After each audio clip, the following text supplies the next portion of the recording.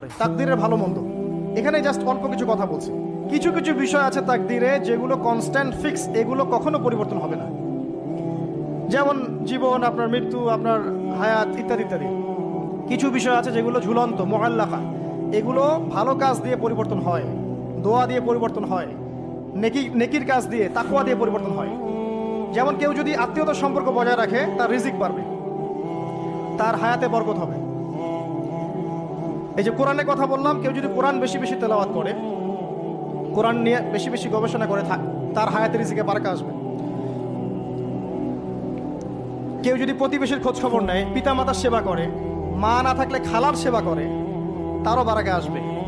কেউ যদি বেশি বেশি দোয়া করতে থাকে, আল্লাহর কাছে প্রচুর দোয়া করে, খালি দোয়া আর দোয়ার উপর থাকে, দেখবেন ও বিপদ আপদে কম পড়বে। আর বিপদ আপদ আসলেও দেখবেন আল্লাহ পাক গায়েবী মাদাতে দেখবেন কোনো না কোনো ভাবে তাকে সেভ করে ফেলছে। কারণ দোয়া দিয়ে তাকদীর পরিবর্তন হতে পারে। আর কিছু বিষয় কনস্ট্যান্ট, এগুলো পরিবর্তন হবে না। এখানে কিছু মানুষ বলেছে তাকদীর বলতে কিচ্ছু নাই, মানুষ যা করবে তাই পাবে। তাকদীর বলতে কিচ্ছু নাই, মানুষ যা কাজ করবে সেটাই মানুষ পাবে, মানে মানুষের কর্মের স্বাধীনতাই চূড়ান্ত। তাকদীর বলতে আসলে কিছু নাই। এদেরকে বলা হয় কাদারিয়া। কি বলা হয়? কাদারিয়া। নবীজি বলেছেন, এরা যদি মারা যায় জানা যায় যাবে না, এরা যদি অসুস্থ হয় দেখতেও যাবে না, এরা হচ্ছে এই উম্মতের মাজুস, অগ্নি পূজারী। এরকম মানুষ আছে তো আমাদের মধ্যে, তাকদীরে বিশ্বাস করে না, মানুষের কর্ম যা তাই হবে। এটা দলিলও আছে আবার কোরআনে, ওয়ালাইসা লিল ইনসানি ইল্লা মা সাআ, মানুষ তার চেষ্টার বাইরে কিছু পাবে না। এটা হচ্ছে গরুর লেজ ছাগলের পিছনে লাগানো, আর ছাগলের লেজ গরুর পিছনে লাগানো, বাতিল কিয়াস, ইবলিসের মতো। আর একদল আছে যারা মনে করে কর্মের স্বাধীনতা বলতে কিচ্ছু নাই, তাকদীরই সব, যা আছে ভাগ্যে তাই হবে। আমার কাজের কোনো স্বাধীনতা নাই, আল্লাহ চাইলে ভালো করতে পারবো, না চাইলে পারবো না। চুরি করছি কেন? আল্লাহ তাকদীরে লিখছিলেন তাই চুরি করছি। জেনা করলাম কেন? ঘুষ খাইলাম কেন? দুর্নীতি কেন করে? আল্লাহ লিখছেন তাকদীরে তাই, আমার তো কিছু করার নাই। ওমর রাদিয়াল্লাহু আনহুর কাছে এরকম একজন ব্যক্তি আসছিলেন, একদিন বলছিলাম, এসে বলছে, আমি তো চুরি করি নাই, আল্লাহ তাকদীরে লিখছেন তাই আমি চোর হয়েছি। ইবনুল খাত্তাব তিনি বললেন যে ঠিক আছে, কোনো সমস্যা নাই, যে আল্লাহ তোমার তাকদীরে লিখেছেন তুমি চুরি করবা, সে আল্লাহ আমার তাকদীরে লিখেছেন আমি তোমার হাত কেটে ফেলবো। এই আর কি। এদেরকে বলা হয় আবার জাবারিয়া। এদের নাম কি? জাবারিয়া। এদেরও দলিল আছে, আম লিল ইনসানি মা তামান্না ফালিল্লাহিল আখিরাতু ওয়াল উলা, মানুষ যা চায় তাই কি সে পাবে? আল্লাহর হাতেই সমস্ত ক্ষমতা। মানে এরা হয়েছে কি, দুইজন দুই দুয়ারে চলে গেছে। এর মাঝখানে ব্যালেন্সটা কি? তাকদীর আল্লাহর হাতে। আল্লাহ পাক তাকদীর লিখেছেন আসমান জমিন সৃষ্টির 50,000 বছর আগে, এরপরে আবার মায়ের গর্ভে যখন রূহ আসে তখনও, তারপরে লাইলাতুল কদরে তাকদীর আবার বাজেট পেশ করা হয়। কিছু বিষয়ে কনস্ট্যান্ট আর কিছু বিষয় আছে মুআল্লাকা, কাজের মাধ্যমে আপনি পরিবর্তন করতে পারবেন। আর নবী সাল্লাল্লাহু আলাইহি ওয়াসাল্লাম বলেছেন সাহাবীদেরকে যে মানুষকে যে ফলাফলের জন্য সৃষ্টি করা হয়েছে, পৃথিবীতে তার কাজ সেরকমই হবে। মানে যাকে আল্লাহ পাক জান্নাতের জন্য সৃষ্টি করেছেন, পৃথিবীতে সে সেরকমই কাজ করতে থাকবে। যাকে আল্লাহ পাক জাহান্নামের জন্য সৃষ্টি করেছেন, বা যার তাকদীরে লেখা আছে সে জাহান্নামে যাবে, পৃথিবীতে তার কাজও তেমনই হবে। সূরা লাইলের মধ্যে দলিল আছে। এই 6টা বিষয় হচ্ছে ঈমানের পিলার। মনে থাকবে ইনশাআল্লাহ। আল্লাহর প্রতি বিশ্বাস, মালায়েকা, কুতুবিহি ওয়া রুসুলিহি ওয়াল ইয়াউমিল আখির ওয়াল কদরি খায়রি ওয়া শাররি। এই 6টা পিলারকে মনে বিশ্বাস করা, মুখে স্বীকার করা আর কাজে বাস্তবায়ন করার নাম হচ্ছে ঈমান। মনে থাকবে ইনশাআল্লাহ। মনে বিশ্বাস, মুখে স্বীকার আর কাজে বাস্তবায়নের নাম কি? ঈমান। শুধু মনে বিশ্বাস করি, কাজ নাই, ঈমান আছে? ঈমান আছে, নামাজ পড়ি না, চলবে? চলবে না। এখানে দুইটা দল আছে, ভালো করে বোঝেন এই জায়গাটা। এক দল হচ্ছে মনে করে জাস্ট মুখে লা ইলাহা ইল্লাল্লাহ একবার বললেই জান্নাত। কথা বুঝতে পারছেন? এদেরকে বলা হয় মুরজিয়া। কি বলা হয়? মুরজিয়া, মানে শৈথিল্যবাদী। আরেক দল আছে যারা মনে করে মানুষ কবিরা গুনাহ করলেই কাফের হয়ে যায়, এদেরকে বলা হয় খারেজি। কি বলা হয়? খারেজি। পৃথিবীতে যত দেশে দেশে এই যে জঙ্গিবাদ ছড়িয়ে পড়েছে, এর মূল আকীদা হচ্ছে এই যে খারেজি আকীদা। যারা মনে করে যে কেউ যদি কবিরা গুনাহ করে কাফের হয়ে যাবে, অতএব তাকে মারা জায়েজ আছে, এই জন্য তাকে মারা, তার রক্তকে হালাল মনে করা, তার সম্পদ লুটে নেওয়া, এগুলো ওরা জায়েজ মনে করে, নেকির কাজ মনে করে। এটা খারেজি আকীদা। আর মাঝখানের আকীদা হচ্ছে আহলে সুন্নাহ ওয়াল জামায়াতের আকীদা। সেটা হচ্ছে মনে বিশ্বাস, মুখে স্বীকৃতি, ঠিক আছে, এটা বেস। আর কাজ হচ্ছে ফুরু বা শাখা। কাজ করতে গিয়ে কারো ভুল ত্রুটি ভালো মন্দ হতে পারে, যদি কেউ কবিরা গুনাহ করে ফেলে তার জন্য তওবার দরজা খোলা আছে, সে কাফের হয়ে যাবে না, হায়েস্ট সে বরং ফাসেক বা জালেম হতে পারে। এই অবস্থায় মারা গেলে আল্লাহ তার বিচার করবে। এই হচ্ছে আহলুস সুন্নাহ ওয়াল জামায়াতের আকীদা। এরপরে ওই ব্যক্তি বলেন আপনি সত্য বলেছেন। আবার প্রশ্ন করলেন আখবিরনি আনিল ইহসান, ইহসান কাকে বলে? নবীজি উত্তর দিলেন আল ইহসান আন তা'বুদাল্লাহা কাআন্নাকা তারাহ। তিনি বললেন ইহসান হচ্ছে তুমি এমন ভাবে আল্লাহর ইবাদত করবে যেন তুমি আল্লাহকে দেখতে পারছো। ওয়া ইল্লাম তাকুন তারা ফাইন্নাহু ইয়ারাক, তুমি যদি আল্লাহকে দেখতে না পারো বিশ্বাস রাখবে আল্লাহ তোমাকে দেখছেন। এই যে এই কনসিয়াসনেস, আল্লাহ কনসিয়াসনেস নিয়ে ইবাদত করার নাম হচ্ছে ইহসান। ইহসান যে ব্যক্তি আয়ত্ত করতে পারবে সে হবে মুহসিন, মুসলিম, মুমিন, মুত্তাকি, মুহসিন, একদম হাইয়েস্ট লেভেল।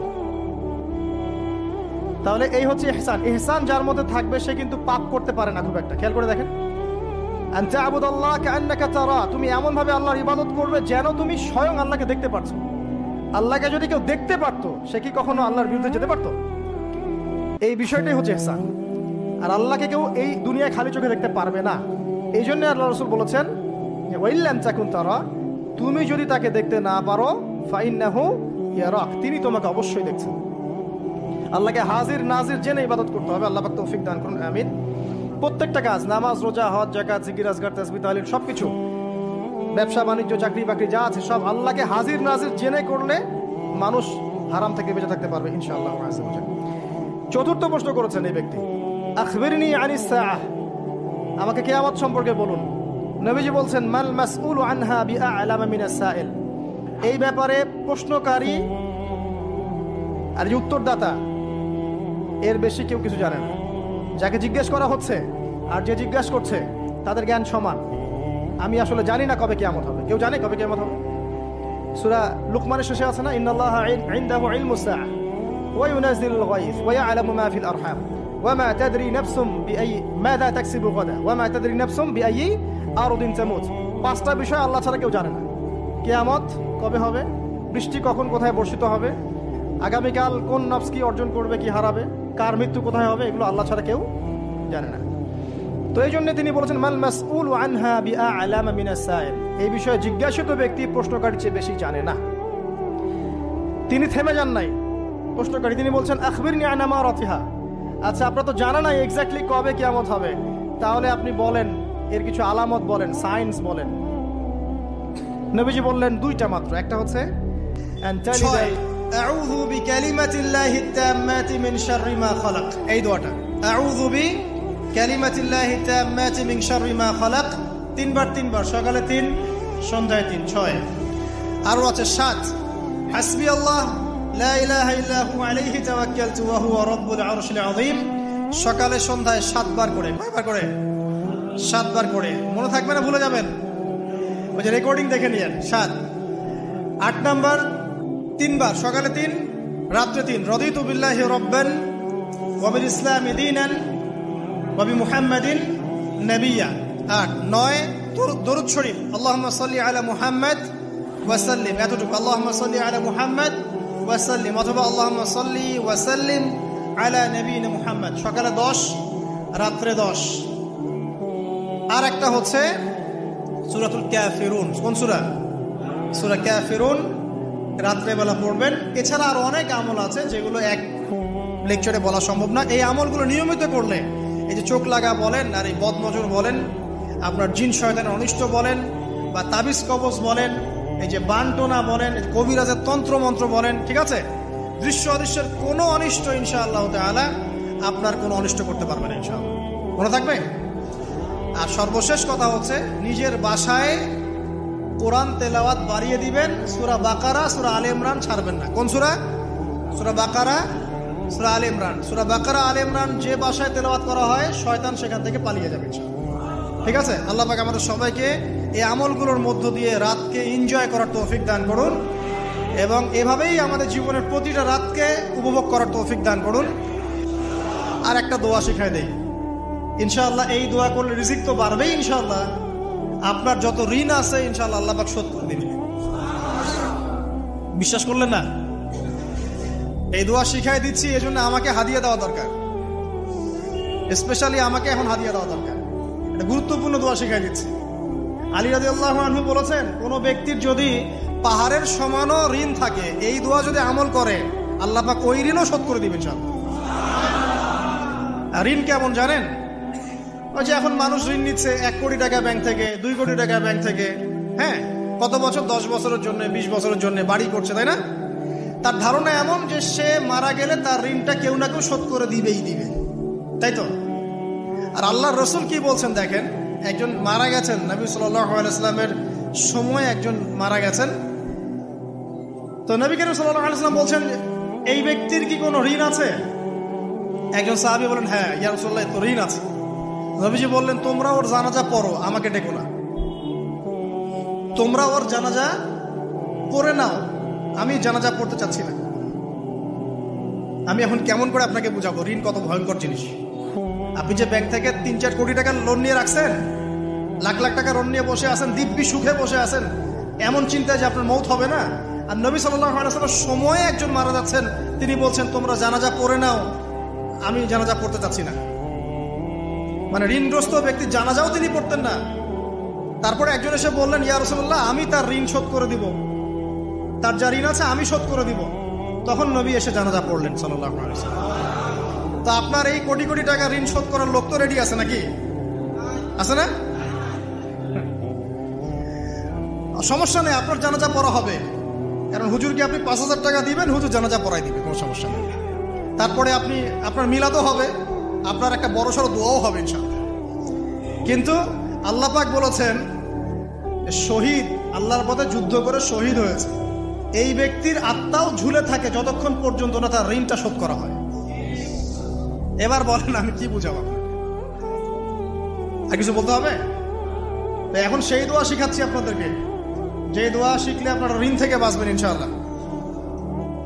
কত দিবেন বলেন? আচ্ছা, হ্যাঁ, এই তো, শুকরিয়া।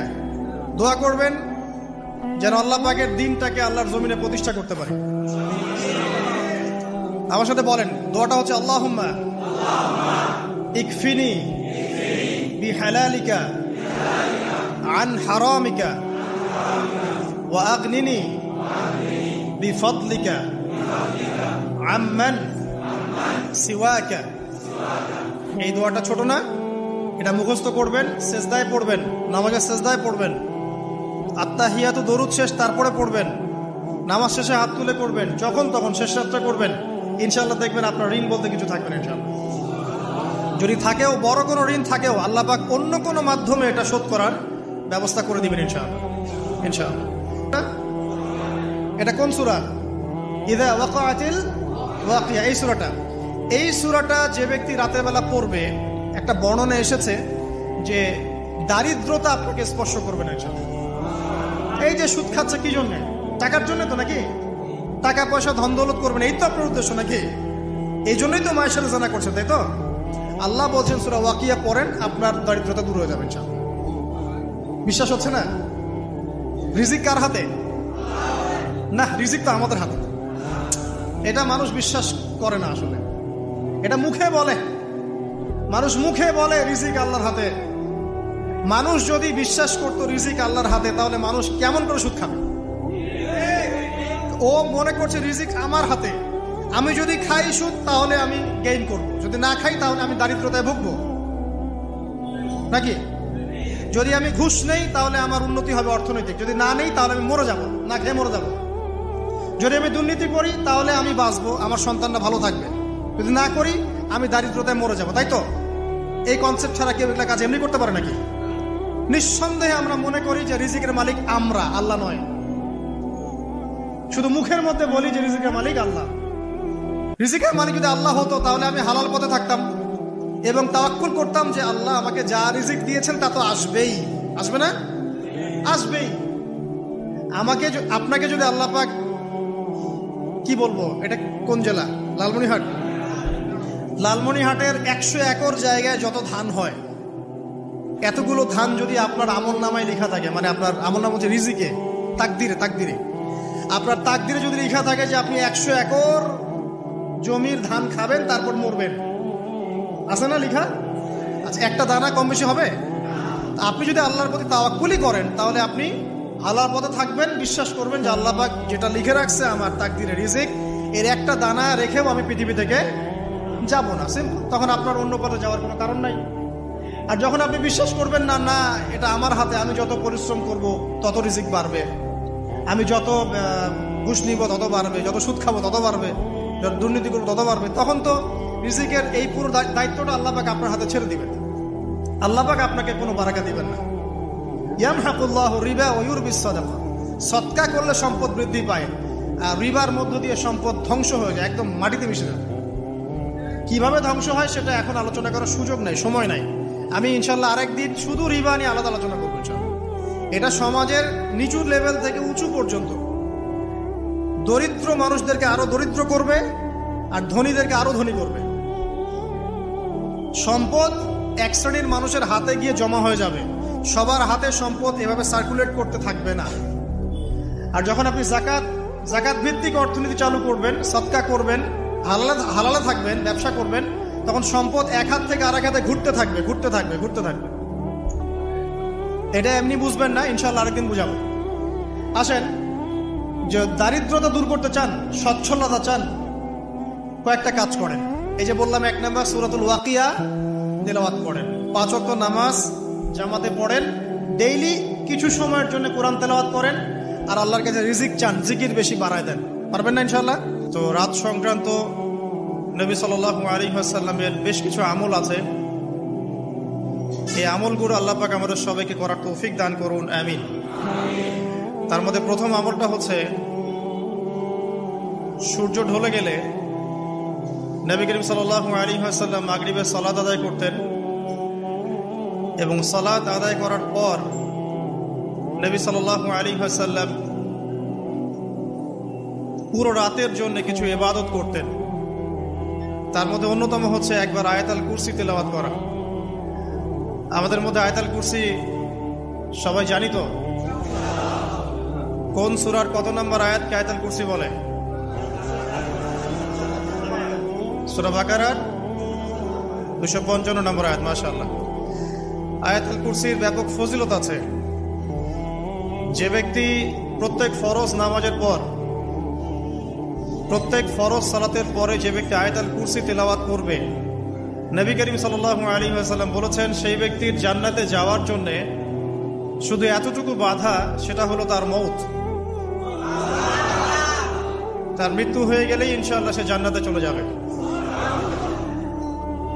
রাতের বেলা ঘুমানোর সময়ও আয়াতুল কুরসি তেলাওয়াত করতে হয়। এই হাদিসের রাবি হচ্ছেন আবু হুরায়রা রাদিয়াল্লাহু তাআলা আনহু, যাকে নবী সাল্লাল্লাহু আলাইহি ওয়াসাল্লাম গনিমতের মাল পাহারা দেওয়ার দায়িত্ব দিয়েছিলেন। তো প্রথম রাতে আবু হুরায়রা রাদিয়াল্লাহু আনহু লক্ষ্য করলেন যে মাল চুরি করার জন্য একজন এসেছে। তিনি চোরকে ধরলেন। চোর খুব অনুনয় বিনয় করলো যে আমার অবস্থা খুব খারাপ, খুব দরিদ্র, আমাকে ছেড়ে দাও। আবু হুরায়রা রাদিয়াল্লাহু আনহু তাকে ছেড়ে দিলেন। পরের রাতে সেই চোর আরো একবার আসলো, তিনি আবার তাকে ধরলেন, আবারও ছেড়ে দিলেন। তৃতীয় রাতে তিনি তাকে ধরলেন এবং বললেন, এবার তোমাকে আমি ছাড়বো না।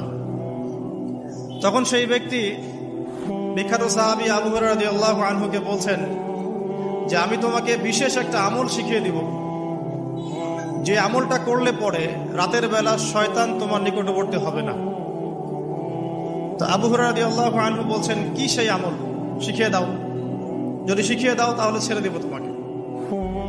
তখন সেই ব্যক্তি বলছে যে রাতের বেলা কেউ যদি আয়াতুল কুরসি তেলাওয়াত করে ঘুমানোর সময়, সেই ব্যক্তির ধার কাছেও শয়তান আসবে না ইনশাআল্লাহ, এবং আল্লাহ পাকের পক্ষ থেকে একজন ফেরেশতা তাকে পাহারা দিবে ইনশাআল্লাহ।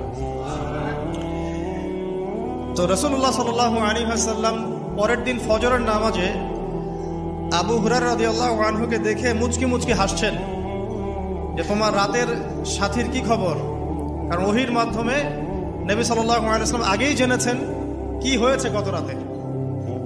এটাই আল্লাহ পাকের ওহী, যেটা কোনো বিজ্ঞান যুক্তি দর্শনের ব্যাখ্যায় আসবে না। আসবে না। তো আবু হুরায়রা রাদিয়াল্লাহু আনহু বলছেন যে আমি তো ইয়া রাসূলুল্লাহ তাকে ছেড়ে দিয়েছিলাম, পরে আবার এসেছে, আবার ধরেছি, আবার ছেড়ে দিয়েছি, আবার এসেছে। এবার ছাড়বো না পণ করেছিলাম, কিন্তু এবার সে আমাকে একটা আমল শিখিয়ে দিয়েছিল, তো এই আমল শেখানোর বদৌলতে আমি ওকে ছেড়ে দিয়েছি। কি আমল?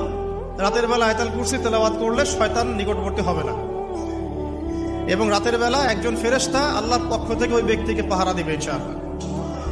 তো রাসূলুল্লাহ সাল্লাল্লাহু আলাইহি ওয়াসাল্লাম বলছেন এই কথা শুনে যে তোমার কাছে এসেছিল সে হচ্ছে ইবলিস, শয়তান। সে যতগুলো কথা বলে তার বেশিরভাগ কথাই সে মিথ্যা বলে, তবে এই কথাটা সে সত্য বলেছে। তার মানে আয়াতুল কুরসির ফজিলত কে জানিয়ে দিল? তাহলে জ্ঞান যদি সত্য হয়, জ্ঞানটা যদি সত্য হয়, মানে আল্লাহ এবং তার রাসূলের দলিল থাকে সেখানে, তো সেই সত্য জ্ঞানটা নেয়ার ব্যাপারে কোনো প্রতিবন্ধকতা থাকবে না। যে কোনো ব্যক্তি এমন কোনো কথা বলুক যেটা কোরআন এবং সুন্নাহর সাথে মিলে গেছে, এই কথা নিতে কি কোনো আপত্তি আছে? নাই। আর যে কোনো ব্যক্তি যত বড় আলেম হোক আর স্কলার হোক আর বুদ্ধিজীবী হোক না কেন, তার কথা যদি কোরআন সুন্নাহর সাথে না মেলে সেই কথা কি আমরা গ্রহণ করব? এই সহজ কথাটা মেনে নিলে কিন্তু মুসলিমদের মাঝে কোনো ইখতিলাফ থাকে না। তারপরেও হয়তো কিছু মতপার্থক্য থাকবে, সেটা ইসলামের সৌন্দর্য, সেটা ইসলামের সৌন্দর্য। যেমন আপনি ফজরের আগে বেতরের নামাজ পড়ছেন, তাহাজ্জুদের নামাজ পড়ে বেতরের নামাজ পড়ছেন, তারপরে 2 রাকাত সুন্নত পড়ছেন, তারপরে ফরজ পড়ছেন, ঠিক আছে? এই আমলটা নবী সাল্লাল্লাহু আলাইহি ওয়াসাল্লাম কর্তৃক স্বীকৃত এবং সুন্নাহ। এখন কেউ যদি ঘুমানোর আগেই বেতের নামাজ পড়ে ফেলে, ঘুমানোর আগেই সে বেতের নামাজ পড়ে ফেলে, শেষ রাত্রে যদি নফল নামাজ পড়ার সুযোগ হয় পড়লো, পরে সুন্নত পড়ে ফজরের 2 রাকাত ফরজ পড়লো, তার আমল কি বাতিল? তো বেতরের নামাজ ঘুমানোর আগে পড়লেও চলে, শেষ রাত্রে পড়লেও চলে। ইসলামের এটা সৌন্দর্য না? সৌন্দর্য। মনে করেন যে আপনি জোহরের আগে, ফরজ নামাজের আগে 4 রাকাত সুন্নত পড়লেন, পড়েন না? আচ্ছা, এটা হাদিস থেকে প্রমাণিত তো? আচ্ছা, কেউ যদি 2 রাকাত সুন্নত পড়ে হবে না? হবে না? এটার হাদিস নাই? আচ্ছা, তাহলে এটা সৌন্দর্য না? এটা সৌন্দর্য। কখন এটা আমল করলেন, কখন ওইটা আমল করলেন। আচ্ছা, এরকম বলতে গেলে রাত শেষ হয়ে যাবে আসলে। মানে অসংখ্য আমল আছে যেগুলো ইসলামের সৌন্দর্য। রাসূলুল্লাহ সাল্লাল্লাহু আলাইহি ওয়াসাল্লাম সাহাবায়ে কেরামের যুগে এভাবেই সাহাবীরা আমল করেছে। আর এখন কি হয়েছে, আমরা যে হাতির 7 কান আর হাতি দেখার গল্প আছে না, কেউ বলেছে হাতি হচ্ছে খাম্বার মতো, কেউ বলেছে কুলার মতো। আসলে পুরো হাতি সম্পর্কে এদের কারোই ধারণা ছিল না। আমাদের সমস্যা হচ্ছে আমরা ইসলামের অংশ বিশেষকে ফলো করি, এর বাইরে কিছু পেলে আমরা মনে করি সেটা আর ইসলামে নাই। তাই হয় না? আমি যতটুকু জানি বুঝি এতটুকু আমল করি, এর বাইরে যদি কোনো দলিল থাকেও সেটা মানার ব্যাপারে আমাদের আগ্রহ থাকে না। তখনই কিন্তু ইসলামকে নিয়ে আমরা এই যে দলীয়করণে চলে যাই, আর আস্তে আস্তে মুসলিম উম্মার ঐক্যটা নষ্ট হয়। ঐক্য নষ্ট হতে হতে আজকে কি অবস্থাটা তো দেখতেই পাচ্ছেন। তো আগে ওই জায়গাটা শেষ করি। নবী করিম সাল্লাল্লাহু আলাইহি ওয়াসাল্লাম রাতের বেলা এই আমলটা করতেন। কি করতেন? আয়াতুল কুরসি তেলাওয়াত করতেন। আরেকটা গুরুত্বপূর্ণ আমল, সেটা হচ্ছে সূরা বাকারার শেষের 3টা আয়াত তেলাওয়াত করতেন। কয়টা আয়াত? কোন কোন হাদিসে আছে 2টা আয়াত। এই যে 3টা আয়াত কোন হাদিসে, আবার কোন হাদিসে 2টা আয়াত। কেউ যদি 2টা পড়ে তার আমল কি বাতিল হবে? আর যদি কেউ 3টা পড়ে আরো ভালো, উত্তম। ঠিক আছে, তো শেষের 3টা আয়াত হচ্ছে লিল্লাহি মা ফিস সামাওয়াতি, এখান থেকে নিয়ে ফানসুরনা আলাল কওমিল কাফিরিন পর্যন্ত। নবী সাল্লাল্লাহু আলাইহি ওয়াসাল্লাম বলেছেন রাতের বেলা কেউ যদি এই আমলটুকু করে, শুধু এতটুকুই পড়ে, সূরা বাকারার শেষের 3টা আয়াত বা 2টো আয়াত, সারা রাতের জন্য যথেষ্ট হয়ে যাবে ইনশাআল্লাহ। মানে সারা রাত নফল পড়লে যে নেকি হইতো, আপনার এই আমলটা করলে সে নেকি হয়ে যাবে ইনশাআল্লাহ।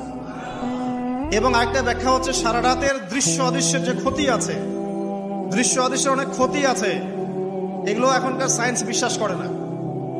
আর সায়েন্স বিশ্বাস করে না বলে যে আমরা বিশ্বাস করবো না এমনটাও নয়, ঠিক আছে? নবী সাল্লাল্লাহু আলাইহি ওয়াসাল্লাম বলেছেন রাতের বেলা তোমরা বাচ্চাদেরকে সন্ধ্যাবেলা ছেড়ে দিও না, সন্ধ্যাবেলা বাচ্চাদেরকে ছেড়ে দিও না, আগে ভালো করে সন্ধ্যাটা হয়ে যাক, যদি ছাড়তে হয় তারপর ছেড়ো। তারপর রাতের রাত যখন গভীর হবে তখন তোমরা এলোপাথালি ঘোরাফেরা করো না, রাস্তাঘাটে বনে জঙ্গলে ঘোরাফেরা করো না, কারণ এই সময় এমন কিছু মাখলুককে আল্লাহ পাক ছেড়ে দেন যাদেরকে তোমরা দেখো না। এখন বিজ্ঞান যেটা প্রমাণ করতে পারে নাই, এটা কি বিজ্ঞানের ব্যর্থতা না ইসলামের ব্যর্থতা? যদি বৈজ্ঞানিকভাবে আপনি প্রমাণ করতে না পারেন তাহলে সেটার কোনো অস্তিত্ব নাই। এই কথাটাকে ডাহা মিথ্যা কথা। যদি মুমিন হতে চান তাহলে এই কথার উপরে এসে ইসলাম কবুল করতে হবে। যদি মুমিন মুসলিম হতে চান এই কনসেপ্টটার ঊর্ধ্বে এসে ইসলাম কবুল করতে হবে। আল্লাহ রব্বুল আলামিন এবং তার রাসূল যা বলেছেন সেটাই চূড়ান্ত সত্য, সেটা আমরা প্রমাণ করতে পারি বা না পারি, এটাকে অন্ধভাবেই বিশ্বাস করতে হবে। এটাই হচ্ছে একটা মৌলবাদী কনসেপ্ট।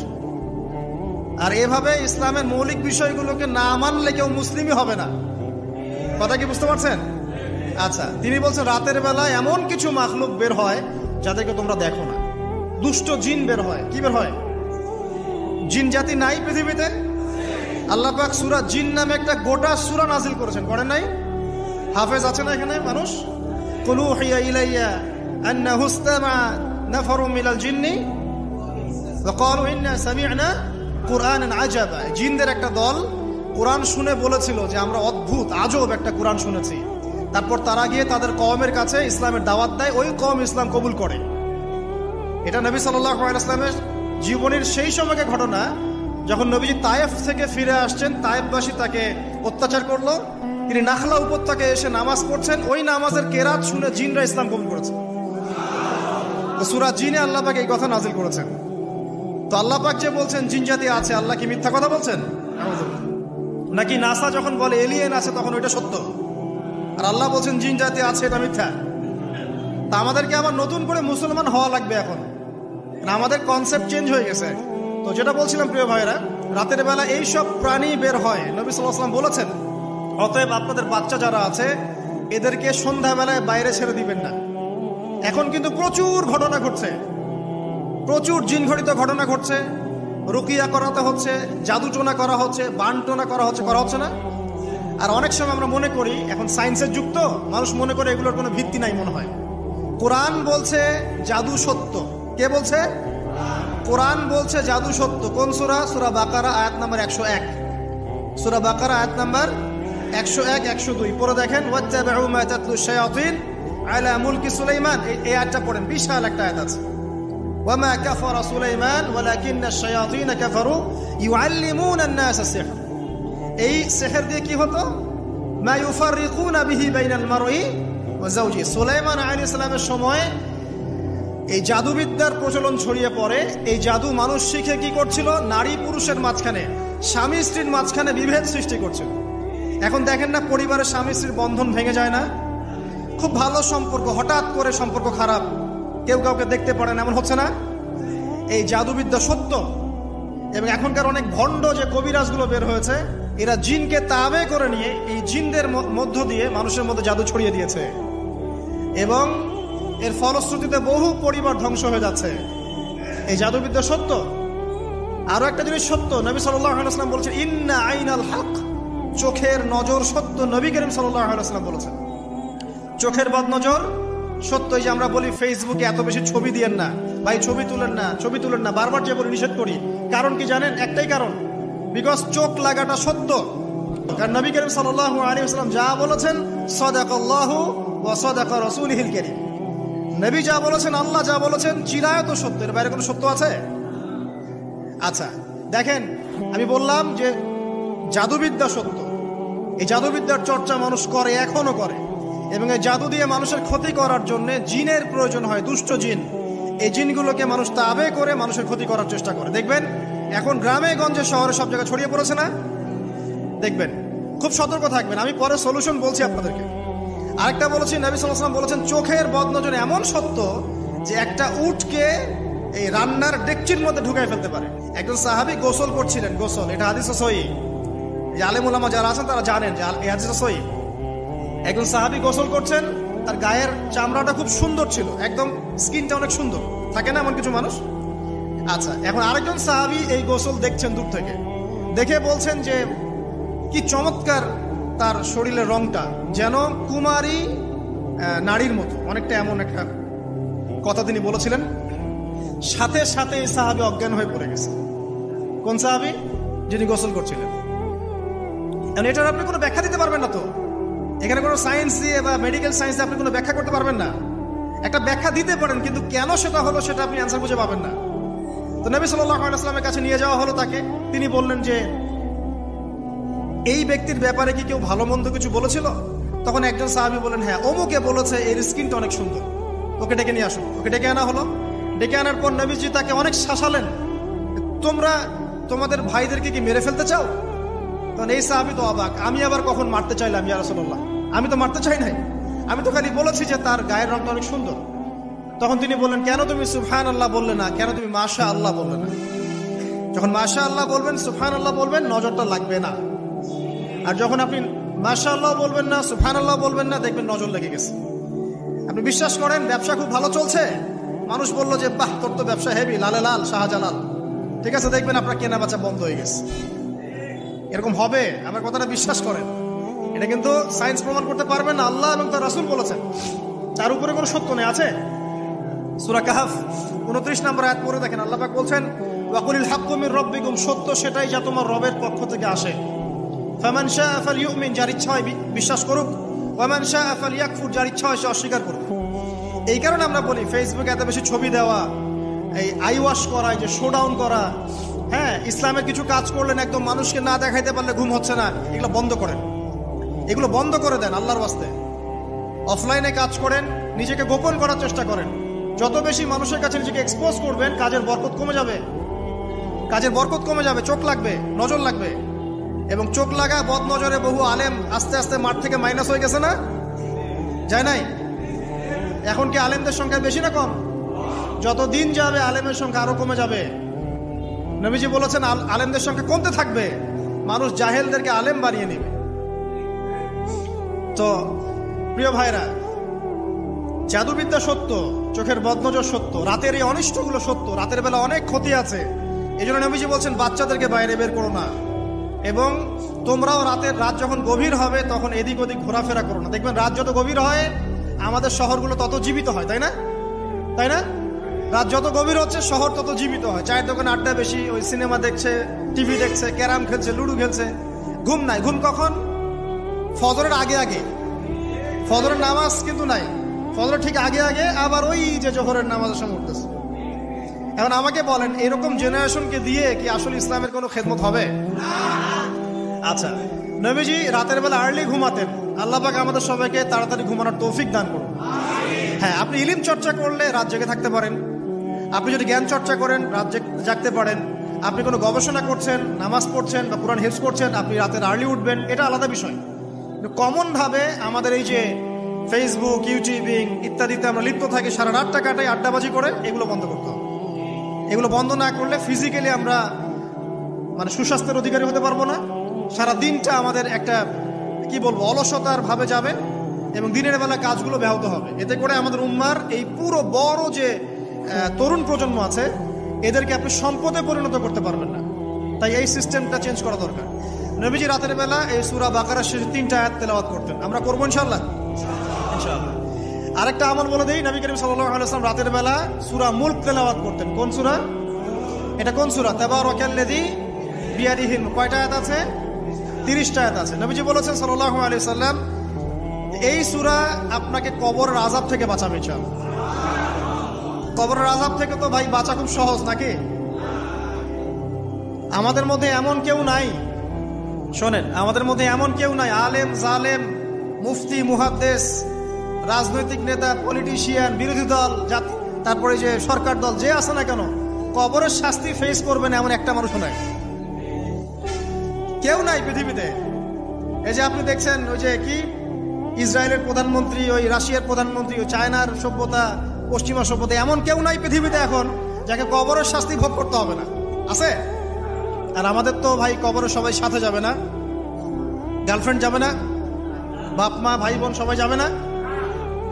একজন ব্যক্তি সুদ খাচ্ছে, জিজ্ঞাসা করে দেখেন কেন খায়, বলবে তার সন্তানের জন্য খায়, তার বউয়ের জন্য খায়, তার মা বাবাকে দেখতে হবে তাই খায়, তাই না? একজন ব্যক্তি ঘুষ খায়, বলবে আমার পরিবারের জন্য খাই। একজন দুর্নীতি করছে, পুকুর চুরি করছে, বলবে দুর্নীতি করছে আমার পরিবারের জন্য খাই, পরিবার ভালো থাকবে। সবার একই এক্সকিউজ, যে পরিবার যেন ভালো থাকে। আমার সন্তানরা যেন ভালো থাকে, আগামী প্রজন্মের জন্য কিছু রেখে যেতে পারি, তাই না? এরকম একটা মানুষও কি আপনার সাথে কবরে যাবে? আরে এই বোকা মানুষ কেন বোঝে না যে আপনার কবরে আপনাকেই যেতে হবে? তাহলে আপনি কি কারণে, অন্যের কারণে নিজের পরকাল নষ্ট করছেন? অন্যের সুখের জন্য আপনি আপনার পরকাল নষ্ট করছেন। সুদ খাচ্ছেন, দিব্যি মায়ের সাথে জেনা করছেন। আপনাদের এলাকায় নাকি সুদের সমস্যা অনেক বেশি। কয়েকটা হাদিস বলে দেই, আমি ওদেরকে আক্রমণ করতে আসি না, আমি শুধু তাদেরকে 3টা হাদিস শোনাতে এসেছি। 1 নম্বর হাদিস শোনেন। আল্লাহর নবী মুহাম্মদ সাল্লাল্লাহু আলাইহি ওয়াসাল্লাম বলেছেন, সুদের পাপের 73টা শাখা আছে। কয়টা? কোন হাদিসে 70টাও আছে, কোন হাদিসে 73টা আছে। বলছেন যে সবচেয়ে নিচের শাখাটা হচ্ছে, সুদের পাপের সবচেয়ে নিচের শাখা হচ্ছে যে যেন কোনো ব্যক্তি তার মাকে রেপ করলো, তার মাকে ধর্ষণ করলো। 1 দিরহাম যে ব্যক্তি সুদ খায়, সহিহ বুখারীতে আরেকটা হাদিস এসেছে, সে যেন 36টা মেয়েকে ধর্ষণ করলো। চ্যালেঞ্জ করবেন? নবীজি বলেছেন, 1টা দিরহাম যে ব্যক্তি সুদ খায়, দিরহাম মানে কি? রৌপ্য মুদ্রা। এটা এখন দেখতে পারবেন না, জাদুঘরে আছে, কাগজের মানি সব। এক সময় ছিল দিরহাম। কি ছিল? ওই যে বিখ্যাত একজন খলিফা ছিলেন হারুনুর রশিদ, নাম শুনেছেন? বলা হয় যে হারুনুর রশিদ আব্বাসী খলিফাতের সময় ছিলেন উনি।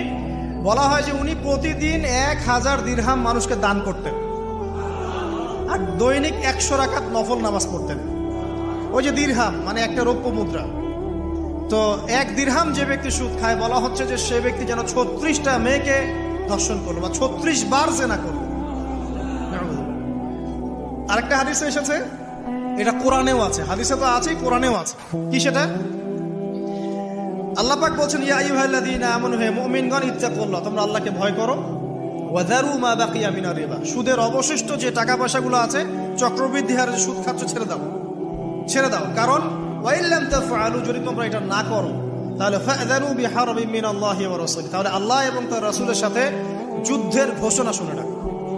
এই যে সুদের পাপের সবচেয়ে উঁচু শাখাটা হচ্ছে এটা। সবচেয়ে উঁচু শাখা হচ্ছে যে ব্যক্তি সুদ খাচ্ছে, যে দিচ্ছে, যে লিখে রাখছে এবং যে সাক্ষী থাকছে, 4 জনকে নবীজি বলেছেন সমান পাপী, এবং প্রতি দিরহামে এরা 36 বার করে ধর্ষণের পাপ লেখা হচ্ছে। এখন আমি বলি, একটা ব্যক্তি যদি আপনাদের এলাকায় পাওয়া যায়, একজন ব্যক্তি বা একজন ছেলে হোক আর মেয়ে হোক, একটা ব্যক্তি পাওয়া যায় যে ব্যক্তি নিয়মিত জেনা করে, আপনি তাকে কিভাবে ট্রিট করবেন? আপনি কি তাকে সম্মান করবেন? তাকে সালাম দিবেন? তার বাসায় গিয়ে খাবেন? সে যদি আপনাকে দাওয়াত করে খাওয়ায়, খাবেন? একটা মেয়ে যদি একবার জেনা করে, আপনি তার সাথে এরকম করবেন? আর আপনি প্রতিদিন সুদ খাচ্ছেন, প্রতিদিন জেনা করছেন, কিন্তু আপনার কোনো ফিলিংস নাই। ফিলিংস নাই কেন আমি সেটা বলি। ফিলিংস নাই কেন সেটা আমি বলছি আপনাকে। ফিলিংস নাই এই কারণে যে আপনার এই দেহটার ভিতরে একটা আত্মা আছে, রূহ আছে না? একটা কলব বলে একটা কথা আছে না? এই কলবটা আপনার মরে গেছে, জীবিত নাই। আপনার দেহের মধ্যে কোনো কলব নাই, বা কলব থাকলেও সেটা মুর্দা, এটা জিন্দা না। এটা জিন্দা হবে কোথায়? আল্লাহওয়ালা মানুষের কাছে যান, গিয়ে দেখবেন তিনি আপনাকে মৌতের কথা স্মরণ করাবে, কোরআন ধরাই দিবে, জিকির ধরাই দিবে, নামাজ ধরাই দিবে। আস্তে আস্তে দেখবেন আপনার কলবটা আবার জিন্দা হবে। এই মৃত কলব নিয়ে আপনাকে নসিহত করে আমারও কোনো লাভ নাই। আমি যে নসিহত করছি আসলে কোনো লাভ নাই, কারণ আপনার কলবটা মৃত। আগে কলবটা জিন্দা করতে হবে। কলব জিন্দা হবে 2টা কাজ, মাত্র 2টা কাজ। 1, বেশি বেশি কোরআন তেলাওয়াত। পারা যাবে ইনশাআল্লাহ? আল্লাহ আমাকে তৌফিক দেখ, আপনাদেরকে তৌফিক দেখ। আরেকটা হচ্ছে 2, বেশি বেশি আল্লাহর জিকির। বেশি বেশি আল্লাহর জিকির, চলতে ফিরতে সুবহানাল্লাহ, আলহামদুলিল্লাহ, আল্লাহু আকবার, লা ইলাহা ইল্লাল্লাহ, লা হাওলা ওয়ালা কুওয়াতা ইল্লা বিল্লাহ, হাসবুনাল্লাহু ওয়া নি'মাল ওয়াকিল। মানে চলতে ফিরতে, আস্তাগফিরুল্লাহ ওয়া আতুবু ইলাইহি। ঠিক আছে? যত জিকির জানেন চলতে ফিরতে করতে থাকেন, কলব জিন্দা হবে ইনশাআল্লাহ। কলব জিন্দা না হলে নসিহত ঢুকে না ভিতরে। এই যে আপনি একটা কথা শুনছেন, আপনি নসিহত গ্রহণ করছেন, আরেক ভাই শুনছে গ্রহণ করছে না, কারণ কি জানেন? আপনার কলবটা জিন্দা, তার কলবটা মুর্দা। এতটুকু পার্থক্য। হ্যাঁ, কোরআন সুন্নাহ সবার কাছে আছে না? তো সবাই তো পড়ে হেদায়েত পাচ্ছে না। পাচ্ছে না। কিছু মানুষ পাচ্ছে, কিছু মানুষ পাচ্ছে না। কারণ কি? কারণ 1, তার মনের মধ্যে অনেস্টি নাই, সততা নাই। 2 হচ্ছে তার কলবটা মুর্দা। যদি কলবটা জিন্দা হতো এবং মনের মধ্যে সততা থাকতো, আল্লাহ পাক তাকে হেদায়েত দিতেন ইনশাআল্লাহ। যদি অমুসলিম ভাই বোনরাও থাকে, তাদের মনে যদি সততা থাকে, আল্লাহ পাক কোনো না কোনো দিন ওদেরকে হেদায়েত দিবে ইনশাআল্লাহ। দেখে নিন, যে উমর রাদিয়াল্লাহু আনহু তিনি রাসূল সাল্লাল্লাহু আলাইহি ওয়াসাল্লামকে জান্নাই তরোয়াল নিয়ে আঘাত করতে, জান্নাই ঘটনা জানেন না? তিনি কিন্তু সৎ মনের মানুষ ছিলেন, হয় ডানে যাবো নাহলে বামে, মাঝামাঝি এসবের মধ্যে আমি নাই, হয় মানবো নাহলে মানবো না, ঠিক আছে? উনি সৎ ছিলেন, সৎ মনের অন্তর ছিলেন, সৎ অন্তর। কেউ জুলুম করেছে উনি জালেমের পক্ষ নিতেন না, মাজলুমের পক্ষ নিতেন, একদম সরাসরি, ডানে বামে দেখার সময় নেই। এই সততা ছিল তার মনের মধ্যে, আল্লাহ পাক হেদায়েত দিয়ে দেখেন দ্বিতীয় খলিফা বানিয়ে দিয়েছেন, আলহামদুলিল্লাহ। আর অবশ্যই নবী সাল্লাল্লাহু আলাইহি ওয়াসাল্লামের দোয়া এখানে ছিল, তিনি দোয়া করেছিলেন, আল্লাহ দুইজনের মধ্যে একজনকে হেদায়েত দিও। কে কে?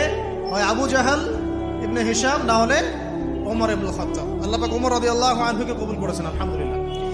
এখনো যদি আল্লাহ পাক কারো মনের মধ্যে সততা দেখেন, ইনশাআল্লাহ তাআলা আল্লাহ পাক আপনাকে হেদায়েত দিবেন ইনশাআল্লাহ।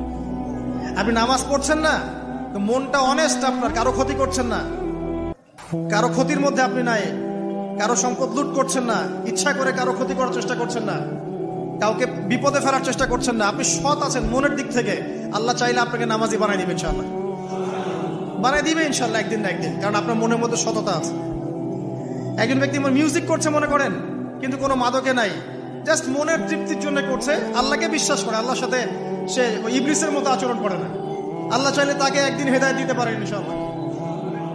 একজন মাদক খাচ্ছে মনে করেন, সে মাদক খাচ্ছে মনের কষ্টে, হতাশা, চাকরি বাকরি পায় না, পরিবার থেকে চাপ, গার্লফ্রেন্ড ছেড়ে চলে গেছে, এখন মদ খাওয়া শুরু করছে, ও মনে করছে এখানে গেলে শান্তি পাবে, কিন্তু আল্লাহ বলে একজন আছে, সে বিশ্বাস করে, নামাজ মানে, কোরআন মানে, কেবলা মানে, নবীকেও মানে, কিন্তু সে জানে যে আমি একটা পাপ করছি, তার মনটা সৎ, আল্লাহ চাইলে ওই ব্যক্তিকে তওবা সুযোগ দিতে পারেন ইনশাআল্লাহ। কাকে দিবেন না জানেন? এই যে এখনকার বুদ্ধি বিক্রেতাগুলোকে নাও দিতে পারে, কথা বুঝতে পারেন নাই? যারা জানে যে কোরআন সত্য, যারা জানে যে হাদিস সত্য, যারা জানে ইসলামী চূড়ান্ত ধর্ম, যারা জানে সত্য মিথ্যা চূড়ান্ত মানদণ্ড আল্লাহর ওহী, তারপরেও দুনিয়ার স্বার্থে, পলিটিক্যাল স্বার্থে, সমাজের স্বার্থে সে ইসলামের বিরোধিতা করছে, আল্লাহ পাক এদেরকে হেদায়েত দিবেন না। এত সহজ না, মনটা সৎ হতে হয় আগে। যারা জানে যে কোরআন সুন্নাহ একদম সত্য, চিরায়ত সত্য, তারপরেও এর বিরোধিতা করছে, আল্লাহ পাক আবা ওয়াস্তাকবার, এদেরকে হেদায়েত দেন। আল্লাহ পাক বলেছেন কোরআনে যে সবাইকে আমি হেদায়েত দিব না, সবাইকে দিব না, বরং বেশিরভাগকেই দিব না। কলিলুম মিন ইবাদিয়াশ শাকুর, আমার শুকরগুজার বান্দা হবে খুবই অল্প, খুবই অল্প। আবার এই উম্মতের মধ্যে আবার ৭৩ দল, তার মধ্যে এক দল জান্নাতে যাচ্ছে, তাই না? মান আলাইহি ওয়া আসহাবি, আমি যার উপরে আছি, আমার সাহাবীরা যার উপরে আছে। আল্লাহ পাক আমাদের সবাইকে একটা সৎ হৃদয়ে লালন করার তৌফিক দান করুন। যেটা জানি না হয়তো আমল করতে পারছি না, জেনেছি কোরআনে আছে, জেনেছি হাদিসে আছে, জেনেছি এটা ইসলাম, মানবো ইনশাআল্লাহ। এটা আমার বুঝে আসুক বা না আসুক, আমি বুঝে আসুক বা না আসুক। আর জানছি এটা অন্যায়, এটা অশ্লীলতা, এটা পাপাচার, এটা নাজায়েজ, কোরআন সুন্নাহর মানদণ্ডে এটা চলে না, বাস চলে না, কোরআন সুন্নাহ চলে না, আমিও মানবো না, সিম্পল। আর কোরআন সুন্নাহ চলে না, কেউ যদি জোর করে মানায় তখন কি করব? তখন হাতটা তুলবেন শেষ রাত্রে হাতটা তুলে বলবেন, আল্লাহুম্মা ইন্না নাজআলুকা ফি নুহুরিহিম ওয়া নাউযু বিকা মিন শুরুরিহিম, আল্লাহ আমি তোমাকে এই শত্রুদের সামনে দাঁড় করায় দিলাম, তুমি এখন বুঝো। কথা বুঝতে পারেন নাই? আপনি আল্লাহকে বলবেন, আল্লাহ আমরা তোমাকে ইসলামের বিরোধী শক্তি আর মুসলিমদের মাঝখানে দাঁড় করায় দিলাম, তুমি এদের সাথে বোঝাপড়া করো, আল্লাহ আমার ক্ষমতা নাই। আল্লাহ পাক পারবেন না? আল্লাহ দুর্বল নাকি?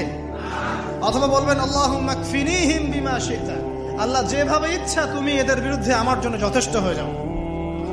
এই দোয়াটা কে করছিল? কে বলতে পারবেন? সূরা বুরুজ পড়েছেন? সূরা বুরুজ একটা বালকের কথা আছে না? ওই বালককে যে তীর মারা হলো, ওই বালককে মারা হয়, বালক মরে না, পাহাড় থেকে ফেলে দেয় মরে না, সমুদ্রে ফেলে দেয় মরে না। পরে বালক বলল যে একটা কাজ করেন, রাজাকে বলছে একটা কাজ করেন, সব জনগণকে মাঠে জড়ো করেন, তারপরে একটা তীর নেন, নিয়ে বলেন যে বিসমিল্লাহি রব্বি হাযাল গোলাম, এই বালকের রবের নামে আমি তীর ছুড়লাম, এটা বলেন, আমি মারা যাব। এই বালক নিজের জীবনটা উৎসর্গ করলো এভাবে। তখন ওই স্বৈরাচারী শাসক সে কি করলো? ওই তীরটা বের করে বলছে বিসমিল্লাহি রব্বি হাযাল গোলাম, বলে তীর ছুড়লো, বালকটা মারা গেল, বালকটা শহীদ হয়ে গেল। এবং এই দৃশ্য দেখে সমস্ত এলাকার মানুষ বুঝলো যে আসলে এই রাজা আল্লাহ নয়, এর উপরে একজন আল্লাহ আছে, যার নামে তীর ছুড়লে সে মরছে। তখন এই সবগুলো লোক মুসলিম হয়ে যায়। তারপর ওই রাজা কি করেছে? এই সবাইকে আগুনে ফেলে দিয়েছিল। পড়ে দেখেন, তাফসীর ইবনে কাসির পড়েন, জালালাইল পড়েন, এই যে মারিফুল কোরআন পড়েন। মারিফুল কোরআন নাই বাসায়? মারিফুল কোরআন পড়েন। ওখানে দেখেন সবাইকে আগুনে ফেলে দিয়েছে, শেষমেশ একজন মা আর তার কোলে একটা বাচ্চা। তো মা এখন লাফ দিতে ভয় পাচ্ছে, বাচ্চা আছে কোলে। ঠিক সেই মুহূর্তে ওই বাচ্চা কথা বলে উঠেছে। সে বাচ্চা বলেছে, হে আম্মা, তুমি লাফ দাও, ভয় পেও না, যে আগুন তুমি দেখছো এর নিচে জান্নাত আছে। ইতিহাসে 3 জন শিশু কথা বলেছে, দুগ্ধপোষ্য শিশু, তার মধ্যে এই বাচ্চাটা একজন। আরেকজনকে কে বলতে পারবেন? ঈসা ইবনে মারইয়াম, তিনি কথা বলেছেন না? কথা বলেছেন। তো আল্লাহ পাক চাইলে এটা করতে পারেন না? এমনটা বিজ্ঞান বলবে যে একটা বাচ্চা কথা বলতে পারে, 2 মাসের বাচ্চা? তার মানে আল্লাহ ভুল, বিজ্ঞান সত্য? না বিজ্ঞান ভুল, আল্লাহ সত্য? কোনটা? আপনাদের আকীদা ঠিক করেন। এক কথা, কোরআন সুন্নায় যা আছে এর বাইরে সত্যের কোনো উৎস নাই। আছে? নাই। দ্বিতীয় কথা হচ্ছে, হ্যাঁ, কোরআন সুন্নার সাথে যাই মিলে যাক না কেন, যে কোনো দর্শন, যে কোনো মতবাদ, যে কোনো থিওরি, যে কোনো স্কুল অফ থট মানতে কোনো আপত্তি আছে? নাই। আর কোরআন সুন্নার সাথে যা মিলবে না মানবো? মানবো না। আর মানবো না বললে কি আমরা আক্রমণ করতে যাব? না। আমরা কি করব? আমরা আমাদের মতবাদটা প্রচার করব। ধর্মে কি বাড়াবাড়ি আছে? জোর করে মুসলিম বানাতে হবে? হবে না। আমরা ইসলামের দাওয়াতটাকে যুগোপযোগী ভাবে বিজ্ঞান দিয়ে, দর্শন দিয়ে, দলিল প্রমাণ দিয়ে মানুষের সামনে উপস্থাপন করব। যারা গ্রহণ করার করবে, যারা গ্রহণ না করার করবে না। লাকুম দীনুকুম ওয়ালিয়া দিন, তোমাদের দিন তোমাদের, আমার দিন আমাদের। আল্লাহ নবীকে আল্লাহ পাক বলেছেন, ফাযাক্কির ইন্নামা আনতা মুযাক্কির, তুমি উপদেশ দাও, তুমি শুধুমাত্র উপদেশদাতা। লাস্তা আলাইহিম বিমুসাইতির, তুমি কারো প্রতি দারোগা নও। জোর করে চাপিয়ে দিতে হবে না, ইসলাম দিতে হবে? হবে না। আল্লাহ পাক আমাদের সবাইকে পরিপূর্ণ ইসলাম পালন করার তৌফিক দান করুন, আমিন। অনেক গভীরে চলে আসছি, আসেন আবার রাতে চলে আসি। রাতটা কিভাবে এনজয় করতে হয় এটাই আমাদের আজকের লেকচারের টপিক। মানে আমরা কিন্তু জীবনটাকে অনেক বোর মনে করছি না? এই যে ব্যবসা বাণিজ্য, চাকরি বাকরি, বিবি বাচ্চা, পরিবার, অনেক অনেক যন্ত্রণা নাকি, অনেক সমস্যাই না? কিন্তু আল্লাহ পাক ইসলাম দিয়েছেন কিন্তু জীবনটা উপভোগ করার জন্য। কি জন্যে? উপভোগ করার জন্য। আমরা কি ভাবতাম আল্লাহ পাক ইসলাম আসলে কি জন্য দিলেন মানব জাতির? উত্তর হচ্ছে 3টা। 1, ইহকালীন সাফল্য, 1। 2, পরকালের মুক্তি। আর 3 হচ্ছে আপনার জীবনটাকে উপভোগ করার জন্য। আপনি জীবনটাকে ইসলাম দিয়ে যেভাবে উপভোগ করতে পারবেন, অন্য কোনো বিষয় দিয়ে পারবেন না। পারবেন? পারবেন না। আসেন দেখেন কিভাবে। রাতটা নিয়ে কথা বলি। এই যে রাত হয়ে গেল, আমরা আয়াতুল কুরসি পড়ব, আমরা সূরা বাকারার শেষ 3 আয়াত পড়ব, সূরা মুলক পড়ব। ওয়া মান ইয়াত্তাকিল্লাহ ইয়াজআল লাহু মাখরাজা, আল্লাহ পাককে যে ভয় করবে আল্লাহ পাক তার জন্য রাস্তা খুলে দিবেন ইনশাআল্লাহ। ওয়া ইয়ারযুকুহু মিন হাইথু লা ইয়াহতাসিব, এবং এমন উৎস থেকে আল্লাহ পাক রিজিক দিবেন যেটা সে কল্পনাও করতে পারে না। এটা আল্লাহ পাক তাওয়াক্কুল রাখেন। জাস্ট ওই ইসমাঈল আলাইহিস সালামের মায়ের মতো হাজরা আলাইহিস সালাম ইব্রাহিম আলাইহিস সালামকে বলছেন, আপনি আমাকে এখানে ছেড়ে যাচ্ছেন কি জন্য? ইব্রাহিম বলছেন, আল্লাহর আদেশে। তখন তিনি বলছেন, তাহলে আল্লাহ আমাকে ফেলে দিবেন ইনশাআল্লাহ। সেই মায়ের গর্ভ থেকে ইসমাইলের মতো সন্তানের জন্ম হলো, যেই সন্তানকে বাবা বলছে যে আমি তোমাকে জবাই করছি, স্বপ্নে দেখেছি, ফানজুর মাযা তারা, তোমার রায় কি? সে বলছে, ইয়া আবাতি ফাআল মা তুমার, আপনাকে যে আদেশ করা হয়েছে আপনি সেটাই করেন। সাতাজিদুনি ইনশাআল্লাহু মিনাস সাবিরিন, ইনশাআল্লাহ আপনি আমাকে ধৈর্যশীল পাবেন। দেখেন কোন মায়ের গর্ভ থেকে কোন সন্তান। তাকে কি বাবা মানুষ করেছিলেন? না, তাকে তার মা মানুষ করেছেন। তো ওই রকম তাওয়াক্কুলকারিনী হাজরা আলাইহিস সালামের মতো মা যদি ঘরে ঘরে থাকে, বোন আর স্ত্রী ঘরে ঘরে থাকে, তখন ইসমাইলি প্রজন্ম আসবে ইনশাআল্লাহ। আর আমাদের মতো এই যে এখন দেখছেন না কি হচ্ছে, মারামারি, কাপড় খোলা, কাপড় ছোট, ব্লাউজ সারাসারি, কি চলছে মাশাআল্লাহ। মানে কি যে চলছে ভাই জগতে এখন, বলতেও গা গিনগিন করে, ভাবতেও গা গিনগিন করে। কিছু মানে কিছু নসিহত করব, এটাতেও মন থেকে একটা বাধা চলে আসে, আসলে কি করব, কি বলবো। মানে একটা বিষয় থাকে না যে পরিস্থিতি এমন খারাপ যে কথা বলার ভাষ্য থাকে না, এমন একটা যে আপনি হতবাক হয়ে গেছেন, বাকরুদ্ধ, যা কি বলবেন। এখন এই বাকরুদ্ধ হওয়ার সময় চলতেছে, বাকরুদ্ধ হওয়ার সময়। মানে বলার আর কি নাই, কিছু নাই, কি বলবেন। আস্তে আস্তে কাপড় খুলতে খুলতে খুলতে খুলতে খুলতে খুলতে এখন বিকিনি পরে ঘুরতে চায়। ওটা কি লজ্জাশীলতার পরিচয় হলো? ওইটুকুই বা পড়ার কি দরকার? আশ্চর্য একটা বিষয়। মানুষকে দেখেন, মেয়েরা কলেজে পড়তে গিয়ে মেয়েরা কি করতেছে এখন দেখেন। কলেজে পড়তে গিয়ে মেয়েরা কি করতেছে দেখেন, আর আপনি আপনার মেয়েকে কলেজে ওখানে পড়তে পাঠাচ্ছেন, ওখানে হোস্টেলে রাখছেন, যেখানে একটা মেয়েকে নবী সাল্লাল্লাহু আলাইহি ওয়াসাল্লাম মাহরাম ছাড়া সফর করতে নিষেধ করছেন, সেখানে আপনি আপনার মেয়েকে কোন শিক্ষায় শিক্ষিত করার জন্য রাতের পর রাত সেখানে কাটাচ্ছেন? তারা নিজেরাই বলছে যে মেয়েদেরকে ফোর্সফুলি যৌন কাজে বাধ্য করা হচ্ছে। মানে ইজ্জত চলে যায়, যাক ভাই আমার সার্টিফিকেট চাই, বিষয়টার নাকি ইজ্জত যাক, কতজন আমার সাথে কি করে করুক, বাট আমার একটা সার্টিফিকেট চাই, একটা অনার্সের একটা মাস্টার্সের সার্টিফিকেট চাই। এটা দিয়ে আমি বিসিএস ক্যাডার হব, এটা দিয়ে আমি প্রাইমারি স্কুলের টিচার হব, এটা দিয়ে আমি জাতি গঠন করবো নাকি? পরে এরাই তো আপনার ঘরে বউ হিসেবে আসবে। মানে আপনার কি অবস্থা?